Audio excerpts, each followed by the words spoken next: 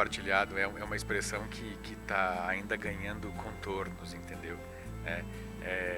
Ainda não se tem muita pesquisa sobre isso e, enfim, a gente está tentando abrir esse caminho e esse conceito, digamos assim.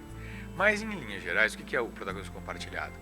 Ele é a possibilidade, né, e o desejo de que professor e aluno, nessa relação, vivam essa relação e produzam essa relação, os dois como protagonistas, e não um como protagonista e o outro como coadjuvante.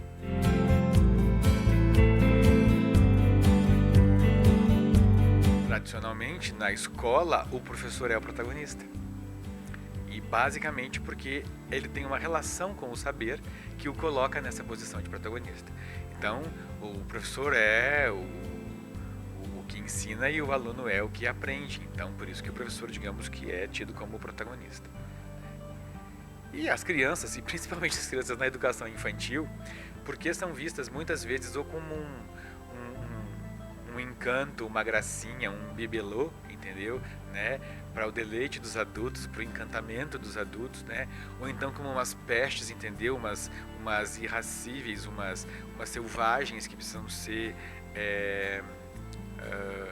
domesticadas, digamos assim, e que a lógica de pensamento delas é uma lógica que é infantil, como se diz, porque isso é coisa de criança, como a gente diz, ou seja, não é para levar a sério, né? Então, isso é posto como... Elas são postas como coadjuvantes, porque elas têm que aprender. Elas têm que deixar esse jeito delas e elas têm que aprender um outro jeito, entendeu? Né? Então, elas têm que aprender isso indo para a escola e aprender isso com o professor. Né? E o que a gente diz é o contrário, tá? É que esse jeito das crianças é o jeito delas de serem protagonistas.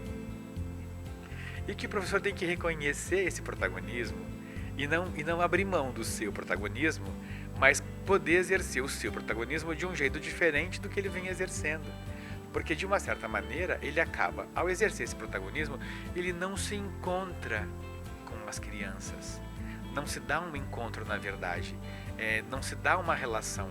O que se dá é uma situação meio de contato, é meio superficial. Ele não quer conhecer as crianças, ele quer que as crianças conheçam o conhecimento. Entende?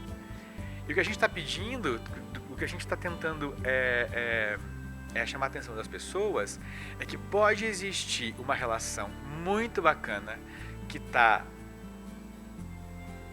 sendo desejada por um monte de gente, que é a do protagonismo compartilhado, ou seja, tu exerce o teu protagonismo, tu que é professor, e as crianças exercem o delas. E eles são dois grandes interlocutores e eles estão à altura uns dos outros, crianças e professores.